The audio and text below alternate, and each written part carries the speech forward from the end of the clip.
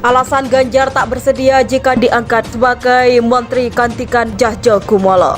Memalukan, dan kita sudah mengingatkan itu berkali-kali ya, soal sogokan untuk jabatan, dan saya sudah mewanti-wanti berkali-kali. Maka saya sedih betul ketika itu terjadi, bahkan nanti malam rencananya mau dilantik. Ini sangat menyedihkan sekali. Wah, luar biasa. Kan diklaim oleh Ibu Mega sebetulnya sebagai petugas partai. Jadi petugas partai yang sekarang ini kayaknya sudah mulai nakal nih. Pak Jokowi tentu salah satu yang terpenting, malah orang tertinggi jabatannya di negeri ini. Apalagi, dan jelas tidak perlu diklarifikasi, tidak perlu diberikan penjelasan, tapi ini cukup terang, cukup jelas. Nah, ini saya kira bahasa politik yang sudah mulai terang benderang, nyata di hadapan rakyat jelata, bahwa sudah mulai ada pecah kongsi. Ya, ini kan mudah saja kita tebak. Dengan bahasa gambar dan video yang kita lihat di layar, ini menunjukkan bahwa Pak Jokowi ada di belakang Ganjar Pranowo. Jadi seluruh aktivitas politik minggu ini memperlihatkan ada ketegangan yang nggak mungkin lagi dijembatani. Tapi Pak Jokowi tentu merasa bahwa ya kalau begitu nggak bisa dipulihkan. Jadi akan ada perahu lain yang disiapkan oleh Pak Jokowi. Dan mudah-mudahan dua perahu itu berlayar paralel. Jangan sampai dua perahu itu berlayar tabrakan, lalu ya dua-duanya tenggelam. Jadi ini betul-betul menohok. Jadi batin Jokowi itu pasti terluka tuh. Karena Ganjar dibela oleh Jokowi itu. Tinggal kita lihat. Kalau misalnya soal ini berkelanjutan, mudah-mudahan Jokowi sendiri yang mengusir Ganjar. Tapi itu nggak mungkin lagi. Tentu kita melihat bahwa kebijakan-kebijakan di bawah kepemimpinan Presiden sekarang justru banyak yang menjadi kontroversi, banyak yang ditentang karena itu tidak memihak pada kepentingan rakyat. Minimal fakta yang terlihatnya begitu. Jadi hari ini kita dipertontonkan adanya sebuah partai terbesar di negeri ini yang sudah mulai gaduh. Dan tentu bagi orang-orang yang sangat anti PDIP, ini adalah kabar baik. Presiden Jokowi diam-diam punya ambisi dan memelihara ambisi itu sampai ke pelosok-pelosok. Jadi konfrontasi di bidang ideologi juga udah terjadi. Tapi itu justru yang membuat kita bergairah untuk terus beroposisi, itu menerangkan perubahan politik bukan sekedar hasil negosiasi antar elit. Tapi ada lapisan yang mesti kita sadarkan, mahasiswa, mak-mak, buruh yang kita sebut people power, supaya mereka tidak tersihir oleh permainan-permainan di atas. Jadi sekali lagi, biarkan aja sandiwara ini berlangsung. Jadi rakyat punya cara sendiri untuk melihat pertandingan antara Ganjar.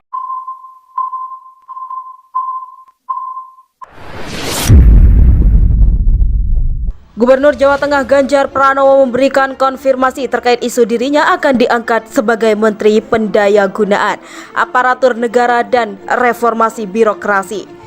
Dilansir dari tribunswow.com, Ganjar Pranowo sebelumnya digadang-gadang akan menggantikan posisi mendiang Cahyo Kumolo. Namun seperti dikutip dari tribunjateng.com, pada Rabu 6 Juli 2022, Gubernur 53 tahun itu tampaknya mengisyaratkan penolakan. Melalui aplikasi perpesanan WhatsApp, Ganjar hanya memberikan tanggapan singkat ketika diminta berkomentar mengenai potensi tersebut. Menurut Ganjar, ia hanya ingin fokus memenuhi tanggung jawabnya sebagai orang nomor 1 di Provinsi Jawa Tengah. Saya bereskan tugas di Jateng, demikian tulis Ganjar pada Senin 4 Juli 2022.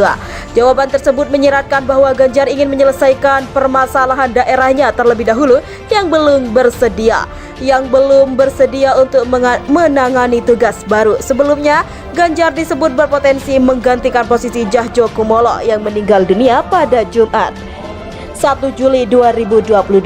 PDIP diyakini akan untung banyak jika memilih Ganjar sebagai pengganti Cahyo Kumolo. Dikutip dari tribunjateng.com, informasi ini disampaikan oleh Direktur Eksekutif Center for Indonesia Strategic Action, Heri Mendrova. Heri menyampaikan saat ini ada 4 tokoh yang berpotensi menggantikan posisi Cahyo Kumolo. Keempat tokoh ini semua merupakan kader PDIP, mulai dari Wakil Ketua MPR RI Ahmad Basara, Menteri Sosial Tri Risma Harini, Basuki Cahayapurnama atau Ahok, dan Gubernur Jawa Tengah Ganjar Pranowo. Heri menjelaskan Ganjar memiliki kapabilitas yang mumpuni untuk menjabat sebagai Menpan RB. Ganjar yang merupakan kepala daerah sebelumnya pernah menjadi anggota Komisi 2 DPR RI yang membidangi pemerintah. sebagai Menteri Pendayagunaan Aparatur Negara dan Reformasi Birokrasi. Dilansir dari tribunswow.com, Ganjar menurut Ganjar Pranowo sebelumnya digadang-gadang akan menggantikan posisi Mendiang Cahyokumolo. Namun seperti dikutip dari tribunjateng.com, pada Rabu 6 Juli 2022, Gubernur 53 tahun itu tampaknya mengisyaratkan penolakan. Melalui aplikasi perpesanan WhatsApp, Ganjar hanya memberikan tanggapan singkat ketika diminta berkomentar mengenai potensi tersebut. Menurut Ganjar, ia hanya ingin fokus memenuhi tanggung jawabnya sebagai orang nomor 1 di Provinsi Jawa Tengah. Saya bereskan tugas di Jateng, demikian tulis Ganjar pada Senin 4 Juli 2022. Jawaban tersebut menyiratkan bahwa Ganjar ingin menyelesaikan permasalahan daerahnya terlebih dahulu yang belum bersedia untuk menangani tugas baru. Sebelumnya, Ganjar disebut berpotensi menggantikan posisi Cahyokumolo yang meninggal dunia pada Jumat 1 Juli 2022. PDIP diyakini akan untung banyak jika memilih Ganjar sebagai pengganti Cahyokumolo. Dikutip dari tribunjateng.com, informasi ini disampaikan oleh Direktur Eksekutif Center for Indonesia Strategic Action, Heri Mendrova. Heri menyampaikan saat ini ada 4 tokoh yang berpotensi menggantikan posisi Cahyokumolo. Keempat tokoh ini semua merupakan kader PDIP, mulai dari Wakil Ketua MPR RI Ahmad Basara, Menteri Sosial Tri Risma Harini, Basuki Cahayapurnama atau Ahok, dan Gubernur Jawa Tengah Ganjar Pranowo. Heri menjelaskan Ganjar memiliki kapabilitas yang mumpuni untuk menjabat sebagai Menpan RB. Ganjar yang merupakan kepala daerah sebelumnya pernah menjadi anggota Komisi 2 DPR RI yang membidangi pemerintah. Kedatangan mereka untuk mengawal sekitar 70 petugas Badan Pertanahan Nasional dalam rangka pengukuran lahan untuk keperluan kueri tambang batuan andesit.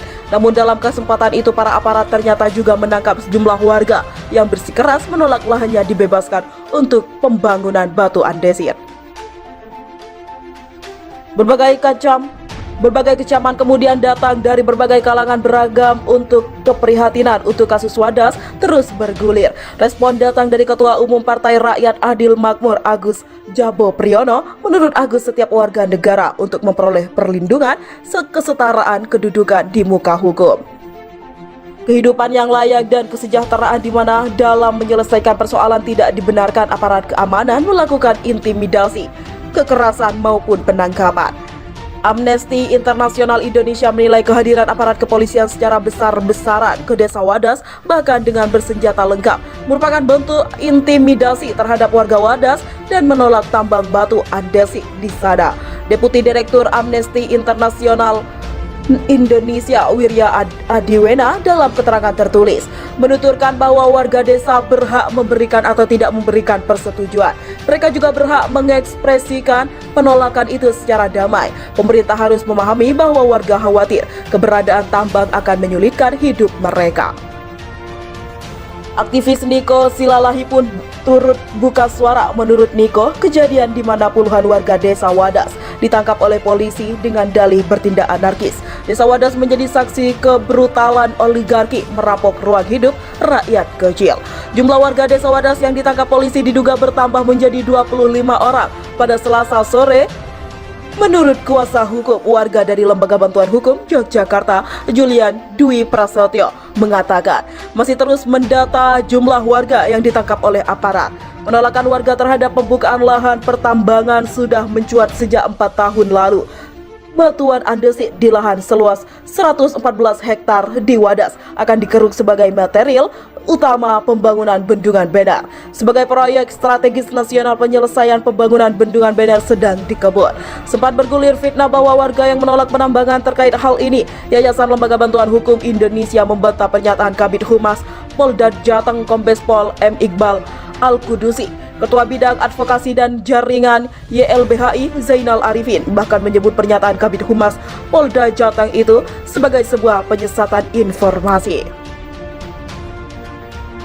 Ia menyatakan senjata tajam atau sajam yang disita polisi saat proses pengukuran tanah di Desa Wadas oleh Badan Pertanahan Nasional itu merupakan peralatan yang digunakan warga untuk bekerja.